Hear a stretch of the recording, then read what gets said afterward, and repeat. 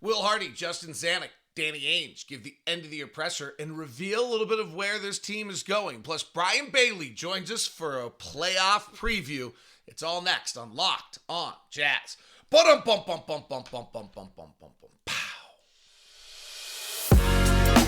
You are Locked on Jazz, your daily podcast on the Utah Jazz. Part of the Locked on Podcast Network, your team every day. How are you? I'm David Locke. It is the 13th of April, and it is Locked on Jazz, your daily podcast on the Utah Jazz. Today, Will Hardy talks about why he thought the zone was important. He'll also give us insight on what he wants out of Walker, Kessler, and Ochai Agbaji, and a unique take on development. Danny Ainge, Justin Zanik summarizes what we knew about the whole season. One player they clearly believe has made progress, and we'll look as well as what Danny Ainge has to say on and what made Will Hardy unique. Then Bryan Bailey, Jazz assistant coach, will join us to preview the West and the East of the NBA playoffs, unique perspective of somebody who's actually done the scouting reports for a bunch of these teams in the game. As I mentioned, I'm David Locke, radio voice of the Utah Jazz, Jazz NBA insider, and this is Locked on Jazz, your daily podcast on the Utah Jazz, giving you insight, expertise, geeky numbers, and hopefully making it way better to be a Jazz fan each and every day. Thanks so much for making Locked on Jazz your first listen. Thanks so much to all the everydayers out there that are a part of this program. I know who you are, and I appreciate you immensely. Read a bunch of your comments. In fact, in the YouTube section, give yourself a little shout out as an everydayer over on the YouTube side. And I'll give you a shout out back tomorrow as we have an Ask LOJ edition of Friday's show here on that. We are free. We are available on every single podcasting app as well as on YouTube. Join the community. Follow, subscribe, hit the bell button so you're notified when we're doing something. Be a part of the Locked on Jazz YouTube community with all the other everydayers as well. Thanks so much for making us your first listen. All right. So I wanted to just walk through Bryan Bailey, nice enough to join me. Super great guy, one of my favorites. And then great coach, too. We'll see. Hopefully he stays here, but he might get picked up. He's an up-and-coming, rising great coach. So hopefully he's back because I love Bryan Bailey. But we'll see. Anyway, Will Hardy talked about that really was pleased with the progress, continual growth, unemotional analysis. I thought it was interesting when he got to Walker. He talked about how he has to get stronger, not bigger. I love that. I think too often we kind of change guys. That's what happened to Lowry in Chicago as they tried to make him bigger, make him into a center, make him play a different game, kind of screwed him up. The other one that I thought was really, really interesting from Will Hardy was that Will Hardy talked about how a player came to him with 6 things on his list and asked Will to organize them. And Will's to say most of these players know exactly what they need to work on. And Will grabbed the list and wrote down 1 and 2, and then wrote 7, 8, 9, and 10. In other words, trying to get better at everything, Will Hardy said, is dangerous. And what you need to be able to do is you need to be able to focus on your 1 or 2 things that are going to make you better. And then over time, you can maybe work on those other things. But if you get those 1 and 2 things, everything else will get pretty close.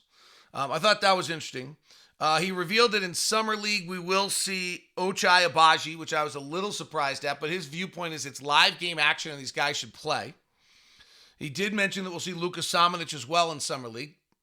He mentioned that there's a Salt Lake Summer League and then into Vegas, so that's the first official time I've heard someone reference the Salt Lake Summer League, which is great.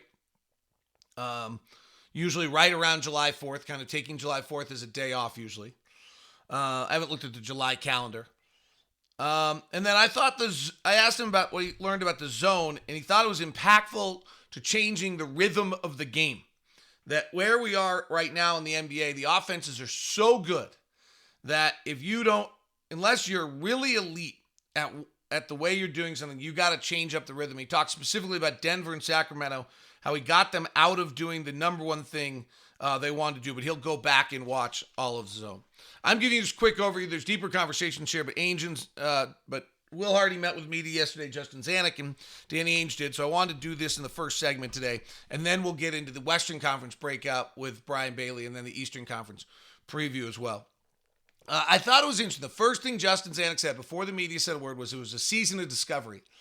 And to me, that's consistent what they've said the whole time. To me, that's what's been impressive about the front office is that they never wavered from that. They stayed on that the entire time. So that it was a season of discovery. We talked about Lowry's isolations earlier this week. If you're one of our everydayers, you heard that show. If not, it's back, I think, on Monday or Tuesday, probably on Tuesday, in which we talked, we changed the way he was getting the ball, made him do things, didn't do his isolations as well. You learn that. Late in the season, we learned more about certain players. And in the quest was discovery, not victories. And I think that was clear. If we got victories along the way with discovery, that was fine. But it was quest for discovery, not victories. And I think that was a telling moment there. The other one I thought was interesting is that they really do believe they found something in Chris Dunn. At least that's my takeaway. That he remade his game, defensive mindset, teaching the young kids that he got mentioned early and often on Chris Dunn. And then I thought an interesting comment from Justin Zanik, you don't have to have young players at the end of your roster. So my conversation yesterday was 26, 36, 46. That would lead you to believe that they're willing to try to push a little bit. That we can have young players on the roster. We don't have to have young players on the end of the rosters. Then you're trying to have veterans who know how to play in more spots in your roster. I thought that was interesting. Important, they mentioned Kelly Olynyk. Sounded like they would re-sign Kelly Olynyk. I do think, I suspect Kelly Olynyk, my guess on our season next year, which may be dead wrong, was that we have some sort of point guard we add, and then we're developing some sort of younger point guard we draft, and that we have Kelly Olynyk, we're developing some sort of younger guard there, and then we end up with 4 guys that are first or second year players playing. And that's why I thought maybe 26, but it sounded like maybe there'd be a little bit something different in regards to that. Danny Ainge commented that we were a bad shooting team. In the second half of the season, we were 29th in the league in shooting, so that's not earth-shattering, but that they have to add shooting, so we'll keep an eye out in our discussions about that. And defensively, they need to improve. I thought was really interesting is Danny Ainge threw cold water on the start a little bit. He said, hey, in 15 to 20 of our early games, we didn't play the first or second best player on the other roster. We'll have to go back and look at that. And it was tough all year and league-wide to evaluate because of the amount of individuals that were missing games. So I thought that was an interesting comment from Danny. That there were just a lot of key guys not playing, and it tells you a little bit that maybe they weren't as sold on that great start, meaning as much as some of us did when they started analyzing it with a fine-tuned comb and saw who was playing and who didn't. I haven't looked back at that. When they were asked about what made Will Hardy unique, their comment was this sense of self, what the job's about, that he's just a great partner, and he's helping everyone get better. Justin Zanik called coaching a calling. So I thought that was interesting. And then I thought this was a super interesting comment from Danny Ainge. I mean, this is really, I'm just throwing all of it at you at once. He said, Walker was good because he was surrounded by good players. He only had to do what he had to do. He did what he did well. That doesn't all of a sudden make him a great player. So I thought that was a little bit throwing cold water on Walker a little bit. From not in that he didn't have a great year, but that we're all so excited. But he's basically saying, yeah, he was in a small, confined area, not being asked to do a lot because he was around really good players. And now the next step is, can he actually be one of the really good players? And then their biggest comment, I thought they said late, was you can't rush and you can't panic. But I did get the feeling that I really left with a confusion on 26, 36, or 46.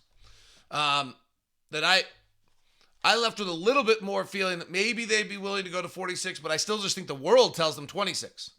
And then, there's a whole analysis. You're probably better off getting out of the bottom 10 and letting your draft pick go to Oklahoma City. It's a sunken cost. You're not going to try to hold on to it for 3 years. You're going to lose it at some point. So you're probably better off getting good and moving past that. And then moving on with your team. And you frankly will have had 3 to 4 to 5 young players already. You probably don't need any more than that. All right, Bryan Bailey, Jazz assistant, super great guy, really bright basketball mind, very, very good. Actually, he would have a career in media. He's very good at kind of concisely telling you what's going on with teams. And we get really Xy and Oy in this preview. It's a pretty cool preview, frankly, and it's coming up for you next. Thanks so much for listening to Locked On Jazz, making your first listen. To you everydayers out there, give me a little shout out in the YouTube thing. I'll find you. I'll give you a shout out back. I appreciate you immensely. I know who you are, but we've all been doing this a long time together. Today's show is brought to you in part by eBay Motors. For a championship team, it's all about making sure every player is a perfect fit. And it's the same when it comes to your vehicle. Every part needs to be just right. So the next time you need parts and accessories, head to eBay Motors. With eBay Guaranteed Fit, you can be sure every part you need fits right. That's the first time around. Just add your ride to My Garage in eBay Motors and look for the green check to know the part will fit or your money back. How great is that? Because just like in sports, confidence is the name of the game. And when you shop in eBay Motors, with over the 122 million parts to choose from, you'll be back in the game in no time. After all, it's easy to bring home a win when the right parts are guaranteed. I love this. Get the right parts, the right fit, and the right prices on ebaymotors.com. Let's ride. Eligible items only. Exclusions apply. I love the fact that the Let's Ride is in there, and the Nuggets fans Nuggets show has to mention, that's in the script. We didn't say that. We're not becoming Russell Wilson. It's pretty funny. Today's show is also brought to you by our friends over at FanDuel. Get into the action, whether it's Major League Baseball or it's the NBA playoffs, whatever it might be for you. There's an opportunity for you to get the no bets first bet up to $1,000. Go to FanDuel.com, sign up, place your bet, and get up to $1,000 back in bonus bets if you don't win. So, from a baseball standpoint, a pitcher's over on strikeouts, Aaron Judge home run, build a favorite matchup of the day. In the NBA standpoint, get ready for the playoffs with over-unders and points scored and all the rest of it. So don't miss your chance to get a no-sweat first bet to $1,000 when you join FanDuel today. Go to FanDuel.com/LockedOn to sign up. FanDuel, the official sportsbook partner of Locked On, the official sportsbook partner of Major League Baseball, as well as the NBA. It's all part of the no-sweat first bet. FanDuel.com/LockedOn. What will Donovan do in his first playoff game this year? Put a bet down on it and have some fun with FanDuel.com/LockedOn.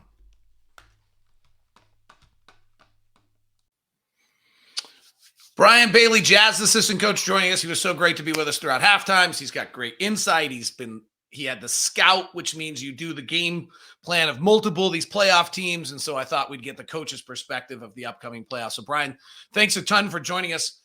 Playoff basketball is super different, so that's really why I wanted to get your perspective. I think you have a different one on it. We're recording this before the 1-8 matchups. It really might not. Those traditionally don't matter that much in the sense that one is a superior team. But let's start with the West. We do have the Lakers now set against Memphis. No Brandon Clark, no Steven Adams in that matchup. Memphis is really an interesting team to me because they live by the offensive rebound. They live by transition. They're not a great half-court offensive team. Those are not generally great scripts. They have an incredible coach in Taylor Jenkins. What's your thought last night as you saw the Lakers get by Minnesota and they're matching up against Memphis? No, I actually thought Minnesota was going to pull the game off. Obviously, Lakers made a flurry comeback, towards the end of the game. But just going in, I think obviously not having Steven Adams and Brandon Clark definitely hurts Memphis, especially inside against Anthony Davis. They're left with Jaren Jackson and Xavier Tillman to battle down with him. And I don't think those guys can guard him one-on-one. So you probably will see a lot of double teams on Anthony Davis in that series.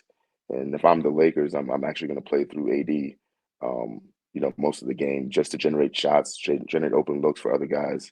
So I think that's going to be the big problem for Memphis, just containing Anthony Davis. It's interesting to me, the Lakers, since the trade deadline, everyone talked about it as though it's an offensive pickups, right? With Rui Hachimura and Malik Beasley. They actually were the number one defensive team in the NBA after the trade deadline, and they were only, I think, 19th offensively. What is making them so good defensively, and how does that impact Memphis in the half court? No, I mean, obviously, adding Jared Vanderbilt is a hustle energy guy. a guy that's just out there hustling. You can put him on different matchups. He can guard, wings. He can guard bigger guys. So he's definitely helped him. Hachimura is obviously a big wing type who's got length, on the perimeter. So those guys have definitely helped, the Lakers, and especially, the defensive rebounding aspect. If you can, grab those defensive rebounds and limits teams' second chance points, that always helps. When you look at, what do you think is the ability of Memphis to guard AD the key thing to you in that series? What is their and what is your feeling? Like, what is the item in that series that you think, or is it the fact the Lakers are actually not a very good transition defensive team this season, and Memphis loves to get out and go? What's the thing that sways that series in your mind? No, I think it's going to be the Lakers' transition defense is going to be a big aspect of them winning or losing the series. Obviously, if they could limit Memphis transition points and force them to play a half court game and really slow the game down, that'll be beneficial for the Lakers. So if they can make it a half court series the whole game, I think Lakers will come out on top. I've always believed that offensive rebounding should go away a little bit in the playoffs when everyone's focused every possession. Turnovers should go away a little bit in the playoffs when everyone. Do you agree with those things? Is that a fair assessment that that's where playoff basketball changes a little bit? I think it does. Like you said, the game does slow down, and just being able to play through someone like Anthony Davis or LeBron James, just having a guy you could just kind of slow the game down, give the ball, space the floor, kind of control the tempo of the game. That's beneficial to those teams. Memphis generally doesn't have a person like that. Obviously, John Morant is really good in the open court and gets going, flying in transition. He's not a guy you just give the ball to in half court and just kind of say go to work. All right, Sacramento, Golden State. So interesting from a coaching standpoint, right? Mike Brown versus Steve Kerr. Sacramento lives by the handoffs. I think they run 10 more handoffs per 100 possessions than any other team in the NBA, and they almost double the league average. Yet that's actually how Golden State kind of made their living originally with Draymond and the handoff. They've moved away from it a little bit. Give me your kind of initial thoughts on Sacramento, Golden State. I think that's going to be a really, really good series. Obviously, Sacramento this season had a really elite offense. Hopefully that for them, that can keep up in the playoffs. Obviously, playoff basketball intensity is a little bit different, but their offense is really good. I think what we did when we played Sacramento, kind of, some of our zone possessions kind of limited their ability to run a lot of handoffs. I don't know if Golden State, implements that at all, throughout the series just to take away Sabonis's handoff action. But I think for Sacramento, it's going to be their ability to defend just, a lot of screening actions, obviously, with Steph and with Klay Thompson out there, neutralizing those guys. When I watched Golden State this year, the one concern I had when I watched them late game was they used to run Steph on all those little circles around, the thing, and they used to run all this. And it didn't feel to me in the regular season like they got a lot out of that the way they used to. And that it forced them into more traditional pick and roll or even Klay Thompson, Steph Curry isolation, which as great as those guys are, that's not their strength. Do you think teams have just seen that so much? Do you think that was just regular season? What do you think Golden State's able to do offensively as their go-to in this series? Well, I think Golden State this year, obviously they've had a lot of injuries, some guys missing some time. So that kind of hurt them just being able to gel throughout the whole year. I think just in terms of their actions, I think the screening actions are going to be there. That's their bread and butter. Teams have seen it a lot, but it's really hard to game plan for, Steph and Klay, especially when they're both on the floor at the same time. And you add a guy like Jordan Poole, could come in and fill a similar role as Steph and shooting the ball really deep. But I think those actions will come back in the playoffs, and they'll be better. Hopefully I don't give you PTSD here from a game 2 years ago in April.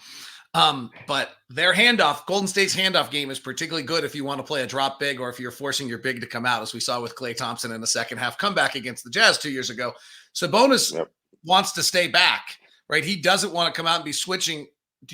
What does Sacramento do about Klay and Steph coming off Draymond handoffs and Draymond's actions or Looney actions where Sabonis is engaged? Well, I think, Sabonis a lot of times sometimes he's dropped, sometimes he's super aggressive. I think they're going to have to mix up their coverages, and you can't play one coverage the whole game because obviously Golden State will get used to that coverage. So I think he's going to have to mix it up, sometimes being up, sometimes being back. A lot of times they might have to, switch and then try to, blitz or hit double team whoever has the ball. So I think they're going to have to mix it up throughout the series. Phoenix and Clippers. Phoenix is everyone's answer when you ask them out of the West. I think it's because they're really good. I also think it might be because we just haven't seen them enough. And we know the warts of every other team in the West because the West is a little warty right now. Like, I think there's 3 teams in the East that we all think probably are capable of winning. I'll be interested to see in the next segment whether you think Philadelphia is. I know you had them as a scout, so you have some great insight on them. But I do feel a little bit with Phoenix. We just haven't seen them, so we don't have the warts. Like, we kind of know what's wrong with Denver. We know about Memphis's half-court offense. Sacramento was unusually healthy, and they don't have the experience. Golden State's just been off. Clippers don't have Paul George. So we've all just decided that Phoenix is the favorite. But in that sense, what is it that makes Phoenix the team that everyone just kind of instinctually looks at and says, oh, that's real? Well, obviously, the addition of Kevin Durant, kind of took them to the next level. And then you look at somebody like Devin Booker, who has an outstanding year. He's averaging 35 and 5, towards the end of the season, and he's their second option. So, obviously going to Phoenix, throughout the year, you're game planning for Devin Booker. You're throwing double teams at him. You're throwing blitzes at him, and he's still scoring 30. It's going to be hard to do that with Kevin Durant, on the court. And then Kevin Durant's a guy that you can just kind of throw the ball, through 2 at the mid post, high post, and he can get a shot off, and it's going to be hard to double team him there. You had the Phoenix scout, if I remember correctly, this year. You didn't have it with Kevin Durant. Do you think they run the same stuff you prepared for and that they did, or do you think Durant they almost are, I don't know, are they a different team here in the playoffs? No, I think they'll run similar sets, but obviously they're going to have some sets for Durant, to get him some ISO touches, especially at the elbow. Like I said, where it's going to be hard to double team him and put him in different looks. Putting Durant or Durant and Devin Booker in a pick and roll situation. See how teams are going to play that. I think you'll see some different looks with Durant on the floor. Some people have referred to the Clippers as the modern day science experiment of the NBA. Like, we'll see if they can just click it. What is your thought of them as a playoff team? Obviously, no Paul George changes them, but where do you think they are, and where do they challenge Phoenix the most? I think just their ability to switch, different defenders on Kevin Durant, on Devin Booker. They have a lot of length. They have people on the wings that can guard multiple positions. So just their ability to switch a lot of the pick and roll, switch a lot of screening actions. I think that's the advantage that the Clippers do have. I think they do fall short without Paul George. He's a big piece for them. He's just another wing defender that can guard and another person that can, score on the offensive end. But I think inside too as well. I think usually the Clippers, what they do in the playoffs is they try to go small. And, Zubats doesn't play as much, end of games, and they try to play Batum, at the 5. And I think right now with the Suns and Kevin Durant, that's going to be a problem for them. All right, so that gets super interesting for Monty, right? So he either plays Ayton as the center and tries to pound them, or he plays along and says, fine, I'm going to have Durant be my center, and I'm going to go small. What do you think we'll see both, or what do you think Phoenix does with that?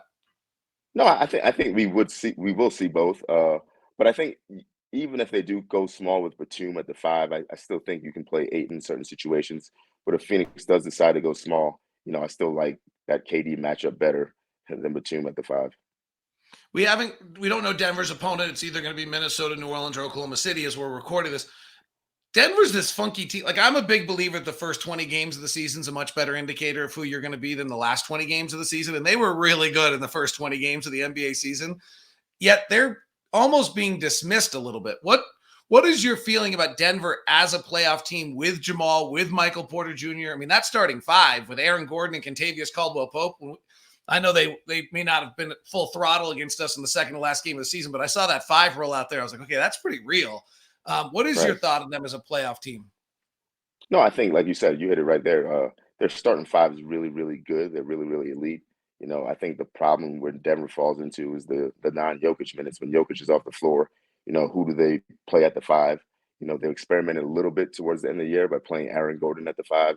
A couple minutes with him at that lineup. They haven't really done that in the past.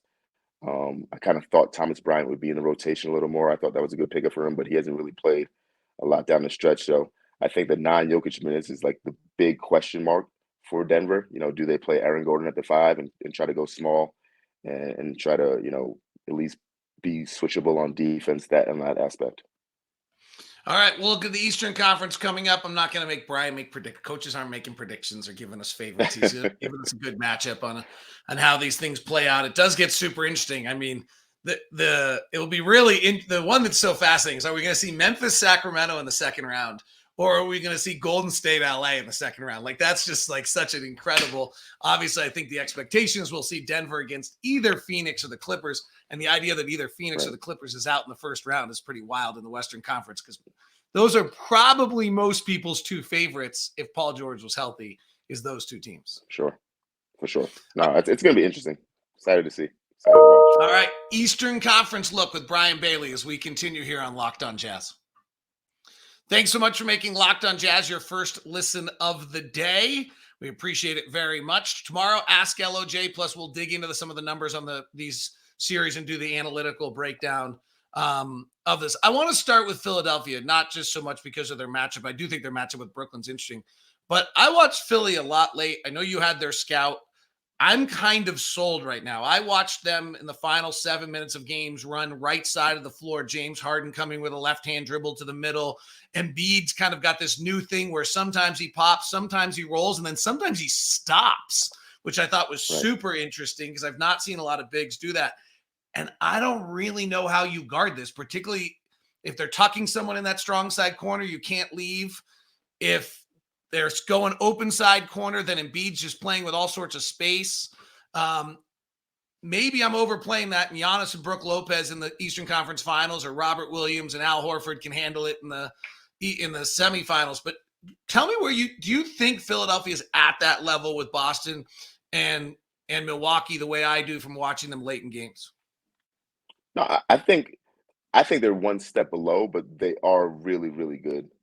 Just in terms of just looking at Philly, like you talked about it, the Harden and Embiid pick and roll, that's really, really difficult to cover. You kind of almost have to choose your poison, because once Embiid does get in the pocket, he's brilliant at hitting that mid-range jumper. You don't want to give that up. And obviously, if he's so strong that he can drive by and finish at the rim, then you have to deal with Harden, just, his ability to shoot the basketball. So just that dynamic between that pick and roll is going to be a hard cover for anybody who guards him. Do I almost hear you say, like, you actually just have to try to force James Harden to beat you? Like, what a crazy statement, right? Maybe the greatest isolation player in the game for 2 years, but Embiid, to me, I would guess as a coach, the single game plan right now in the NBA that's the most impossible to build is, how do I stop Joel Embiid? No, without a doubt. I mean, James Harden himself, he really looking to pass first. He wants to be a facilitator. That's what he wants to do first. He's not the James Harden of old. It's, really wants to ISO every possession and try to score 40 points. He really wants to pass first. So you almost got to make him a scorer and make Embiid not get the ball. For me, I would love to just kind of those pick and roll situations with Harden and Embiid, just kind of go under and force Harden. How many off the dribble threes is Harden going to shoot? Just to limit that pass to Embiid, because once he gets it there, it's a whole nother set of problems. Brooklyn will probably do something interesting where they'll probably have Dorian Finney-Smith guard Joel Embiid and have Nick Claxton kind of hover and try to force either Tobias Harris or somebody else and then they'll be switching probably everything, would be my guess. Right. Or if they have Finney-Smith and Dinwiddie guarding the ball, they might be willing. Can Brooklyn, with their kind of interchangeable parts, cause Philadelphia any problem in that series? I mean, they like you said, Brooklyn has interchangeable pieces where they can switch a lot of their guys. I just don't think any of their guys are big enough just to stop Embiid, especially on the offensive glass, try to keep him off the boards. You definitely have to limit his touches and keep him off the glass if that's what they want to do. All right, let's look at the 4-5 series, because this one so fascinates me, and it's really fascinating me too, because I think if I'm Milwaukee and I'm looking at Cleveland and New York, I might be wrong. We'll get to this in a second. Just my thought on this is, if I'm Milwaukee, I want to see New York so badly because I match up beautifully. Whereas Cleveland, I feel like actually is a brutal matchup because they have the two of the best off the bounce 3-point shooters in the NBA for Milwaukee. But let's get to Cleveland and New York. I don't even really know where to start. I find it, it's incredible, right? It's Donovan, New York. It's New York, Donovan. It's Cleveland and their young guns. Like, it's this, to me, of the 8 playoff series, this is the one. What's your thoughts initially just on the matchup of how Cleveland and New York battle each other? No, I think, Cleveland's a really good team. Obviously, you have defensive anchors and their 2 bigs and Allen and Mobley. Those guys are big and kind of hold the fort down for them. And then you have the 2 guards in the backcourt and Garland and Mitchell. who are both dynamic and able to score 30 plus, every game. I think it's going to be tough for New York. Obviously, Brunson was a great pickup for them. I think he is an elite, and he's proved that he's a starting point guard, all-star caliber point guard in this league. If New York can, put a lot of points on the board, especially with, Emmanuel quickly, I think he's going to have a big series for New York, and as well as Grimes for them to stay in. New York's go-to is that Brunson Randall two-man game. How does Cleveland answer? How does Cleveland defend that? Because neither Garland nor Donovan's going to like that matchup on Brunson. That's a tough matchup for those two smaller guards, the way how powerful he is. So how do you think Cleveland deals with the Brunson Randall pick and roll? You know, I could see Cleveland, putting a bigger, if Coro's healthy, just kind of putting a bigger matchup on Brunson, kind of let him wrestle with those guys and kind of, put Mitchell or Garland on somebody else. I can see them doing that. And I don't know if Randall's healthy yet. I don't know if he'll play in game one. Hopefully, he will and we'll have a good series. But that's going to be a tough one, for Cleveland. But I would put a bigger body on Brunson because Well, he's and so that gets to physical.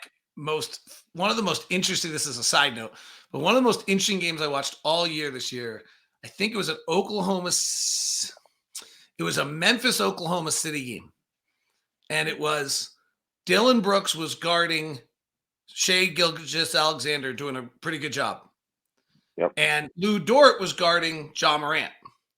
But if you actually looked and froze the screen every time, the reason that Dylan Brooks was doing such a good job on Shea was because no one was guarding Lou Dort. And the reason that Lou Dort was doing such a good job on Ja was that nobody was guarding Dylan Brooks. And Brooks, so right. the Isaac Okoro type player in the playoffs, which is that same mix, it's this great defensive player who just doesn't shoot it well enough or doesn't Right. shoot it great. Like he's sub 33% as a three-point shooter, which is hard to decide whether you're going to play him in the playoffs. Like, it's so interesting to me to see what happens with those players in the playoffs because they're going to be left wide open and they're going to be dared to take 8 threes if they're on the court. Yeah, those guys are the teams are gonna shift off those guys and force them to beat them. Any offensive player that is elite, you want to kind of show them bodies early, so they don't get going and they get off the ball early, and force those guys to make as many decisions as possible. So if those guys do play, you'll see the ball finding them, more often than the team really wants them to have the ball. Can Atlanta's offense, which since Quinn has taken over is number 2 in the NBA, I believe, can it cause Boston any problems? I think for Atlanta, they're gonna have to play fast. That's gonna be their biggest thing. If they can play fast and get out in transition, maybe they can put some pressure on Boston, but they can't play in the half court. Boston's defense is really, really good in the half court. Like I said, with other teams, they can switch a lot of pick and rolls. They got guys with the ability to keep the ball in front, and they're big. And then offensively, they have elite offensive talent in Jason Tatum and Jaylen Brown, and can score in different ways. Let's look ahead in the East because honestly, the second round's pretty great if it goes as scripted. What is your thoughts on Cleveland, Milwaukee? How much can Donovan and Darius Garland cause Milwaukee some problems? Yeah, I think they can cause, Milwaukee a lot of problems because Milwaukee is a team that, typically with Brook Lopez in the game plays deep drop coverage, and he kind of just protects the rim.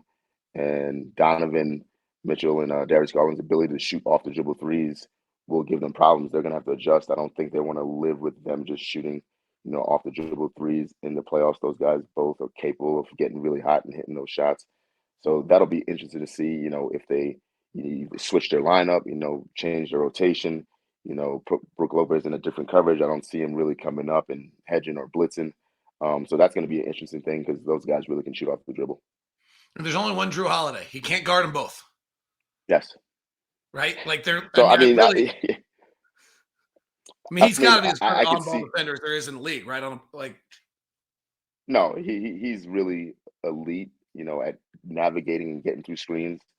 And what's really underrated, people don't know about him, is he's really, really strong. So he's not a guy that just gets bullied in the paint. All right. Give me just your thoughts on Boston and Philly. We touched on it for a second that you think Boston's probably still a notch above, but if that series happens, what's your quick thought there? If that series happens, I think give Boston the slight edge still. Obviously, just from their playoff experience and making a deep run last year. and those guys coming back, kind of looking to get back to where they were. So Jason Tatum is taking a step up. Jaylen Brown is really, really elite at what he does. Hopefully for them, Robert Williams can stay healthy. Just gives them another guy out there who can rebound, is able to switch on defense. All right. Well, Brian, these have been great. I won't make you make a pick. The NBA would like Phoenix and Golden State in the conference finals, so we can have Kevin Durant for Steph Curry with probably Giannis versus Tatum, and we can go either, Golden State, Milwaukee. We can go Golden State, Boston again. They probably don't need their Phoenix Milwaukee rematch again. Who knows how it all plays out, but it should be great. Super interesting to see how it's all played out, and appreciate your time and your insight on this with having had a bunch of those scouts and prepared for those teams. It's a great gift for our listeners to be able to hear that. So thank you. And thank you for your time throughout the season. And thanks for being a good friend. Appreciate it. Thanks, Locke. Have a good one.